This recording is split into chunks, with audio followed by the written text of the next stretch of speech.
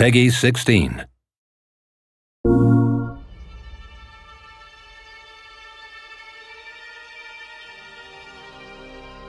It's hard to answer the question, what is a hero, because it's such a broad term.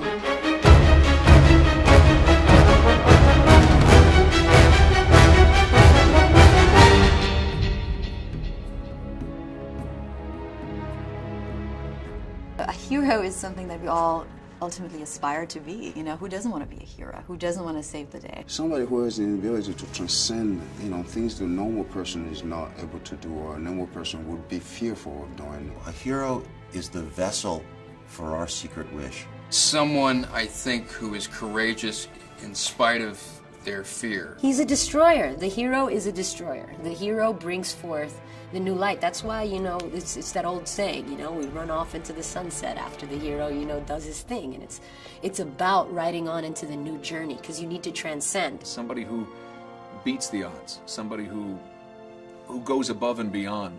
Heroism is about what you do when nobody's looking. He's the person who goes forward when we're afraid. The hero has to be very dignified. The soldier who's sent into battle. Veracity, there's a truth, a very solid truth. Fighting great villains or fighting great creatures. The pilot who landed in the Hudson. We look toward heroes to instruct us, or to represent us, and even to represent our fantasies. Looking at a hero, you almost escape yourself in a certain fashion. Because we want to see the human experience writ large, and the way you write that large is by telling a story that has externalized violence and conflict in it. It's fun to do action. I like kicking ass and taking names, you know what I mean? I'd probably run, I have punched people. Almost broke my fingers. Definitely exhilarating to fight. I like to see the logic of the fight, so I know why he's kicking his ass. Handguns, love them. Just went to shoot some yesterday. It's cathartic, right? Fundamentally, the game is about action. In the midst of that, I'm trying to weave a story through. Can you find a story that both engages and instructs? I love making films that are physical if the character has something to defend.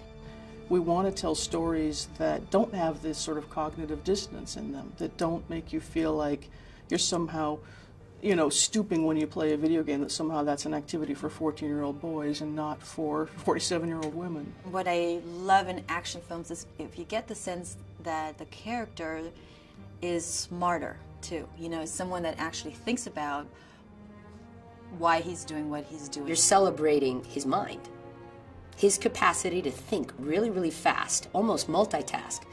And I think it's our responsibility to tell stories in the midst of all that visceral fun that stay with people. We look to stories to actually do something to make sense of our experience. Because I believe that stories are the way that we learn. We have to relate to something. We have to identify with something. We have to be connected to you. If the chips were down, would I have the will and the courage and the grace and the wisdom to do the right thing? I think everybody's got it in them. It's just whether or not you want to exploit that aspect of yourself or not. I mean, you can be greater than yourself. You can defend a cause that is greater than yourself. All the attributes of that moment gears you to either take the leap of faith to do what is great. Would we do what he does? Would we be capable? And that's why we invest. And that's, I think, also why we're drawn increasingly to heroes who are flawed.